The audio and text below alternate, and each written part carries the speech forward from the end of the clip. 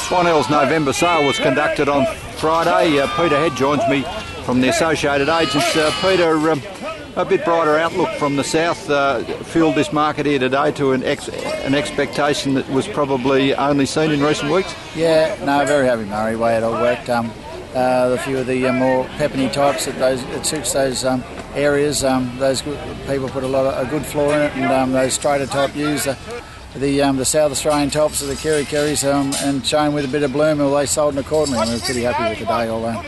Yeah, those plain-bodied ewes, the top end of those to England, which was a bolt out of the blue. Yeah, we've had those people here before, and it has been a couple of years since they've been here, but certainly we have sent them there and Canamble in the past, so it's good to see them back, and no doubt those guys up there are finding a similar season to us, obviously depending on what part of the range you go, I guess. Yeah, 150 to 161 was a good shot for them. Yeah, real good, mate. Yeah, Vendor was very happy. Yeah, when you got into some of your ewes that had been more wool cutting ewes and had a bit of a check, through a tough season, there was still good value in that $80 to $105. Yep, certainly. And look, if you wanted to, once the stubbles starting to come off now, they come more available, and you got some shearers, and you either shore them now or wait until after harvest, and there's a nice little rebate there for you. I'm sure, yeah, it is good value, and that's what we need, those guys to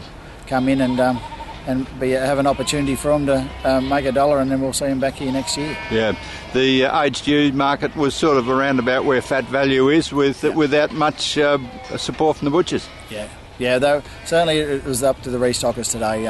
With the sheep that are on hand, there was the local butcher on odd pens come through and had his 2 bobs worth, but predominantly was left to the restocker market to control the market on today. Yeah, and that was very much evident in the weather lamb market, which would be $5 and $8 and probably $10 dearer than what we've seen over the last month or so. Yeah, and without the butchers.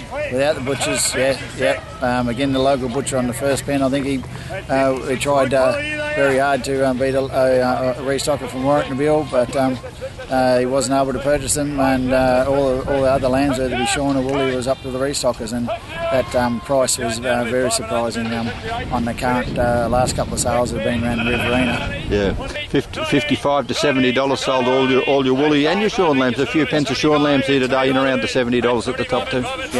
Yeah, that's right. Yep, I mean, no, it's good for the vendors and putting the work in it and still having the merinos, and they're getting those rewards, and then I'm sure with the contracts coming out and being announced this week for the early in next year, that those guys can at least plan on what they can do with those lambs for later on, once they get a bit of condition and a bit of maturity on those shorn or woolly lambs,